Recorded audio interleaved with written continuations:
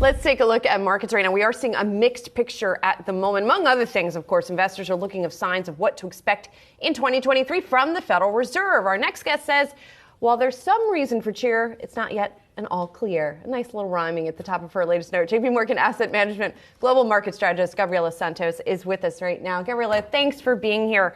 Indeed, it's not an all clear because we don't know what they're going to do, even though, there's some Fed speak that's been out there. We don't know what the terminal rate is going to be. So how are you thinking about the Fed right now as we go into next year? It really has felt like all roads have led to bond volatility this year. It all starts with the volatility in the yield curve and then permeates to FX, to equities, to commodities.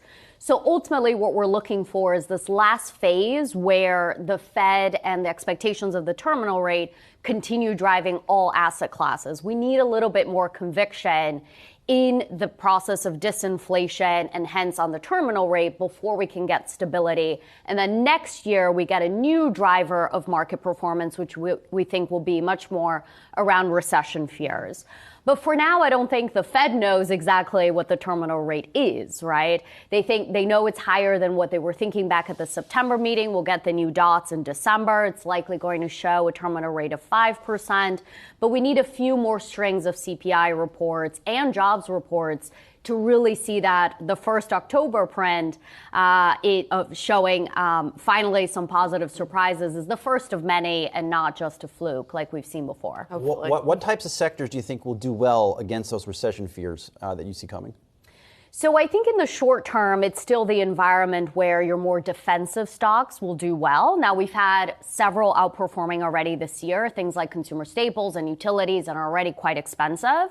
But we think another defensive sector that can do well in this last phase, once we start getting recession fears dominating, is healthcare. And this is a sector that actually has interesting valuations. It hasn't done very well since 2015 due to regulatory headwinds, but those really haven't panned out. And you haven't seen the compensation in the sector for the stability of earnings growth that you have during healthcare. You don't see earnings contractions even during a recession. So healthcare is a really interesting one on the more defensive side within equities. How much more room to the downside do you believe there is if the markets haven't fully priced in what a recession may actually look like in 2023? And here is where I think eventually we'll be in a much better place for financial markets in 2023, right? The thunderstorm this year was in financial markets. Next year, it's coming to the real economy, most likely. But it can be a brighter year for actual financial markets once we've priced it in sufficiently, these elevated odds of a recession. So ultimately, what we're looking for in the first quarter of the year is further downgrades in earnings expectations, right? We're still, the consensus is still looking for 5% earnings growth in 2023, which is inconsistent with the weak growth we're seeing and the elevated costs, much less with a mild recession, where you would need to price in between 0 and minus 10% earnings growth. We've been making some progress over the past 2 months.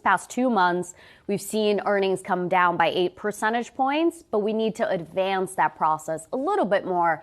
And then we can see equities find a sustainable bottom in the first quarter and have a sustainable recovery thereafter. And would that just be a retesting of some of the lows that we had already seen in October even, or would that be a breaking through some of those lows? This is where it's ultimately going to depend on exactly how much conviction we end up having about not just recession probabilities, but also the ability of companies to preserve their margins throughout that. And this is where we may retest the lows or we may find new lows in the first quarter.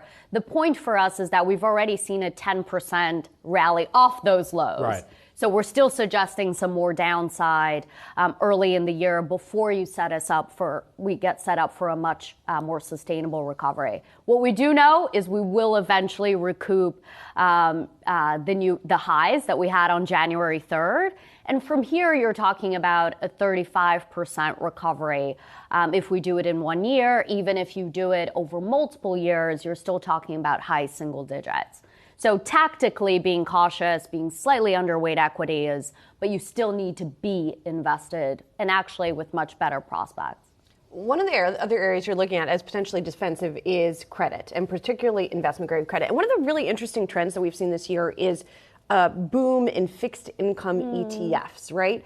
Do you think that we're going to see sort of the mainstreaming of fixed income credit investing? Because certainly you're not the only one who's looking at investment grade credit. I feel like it's become just more and more popular for people to talk about. It's amazing. We haven't spoken this much about fixed income since 2010, right? Because bonds feel like they're back, especially in 2023.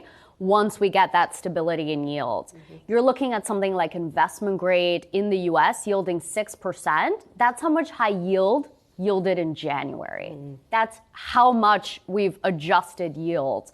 And that's a much better setup if you're looking for income, and also a much better setup for total return if you end up seeing long end bond yields fall in 2023 due to those recession concerns. So you could be talking about a year of double-digit total return for investment grade. And we do see a lot more interest in investing in bonds again, specifically in investment grade. An ETF is a great vehicle to do so, but we would do it through active ETFs because it is still about security selection. Now that we're past the era of free money, there's actual value in security selection again. Really interesting stuff. Thanks, Gabriela. It's great to see you having me again in the studio. Thanks for being here. JP Morgan Asset Management Global Market Strategist, Gabriela Santos.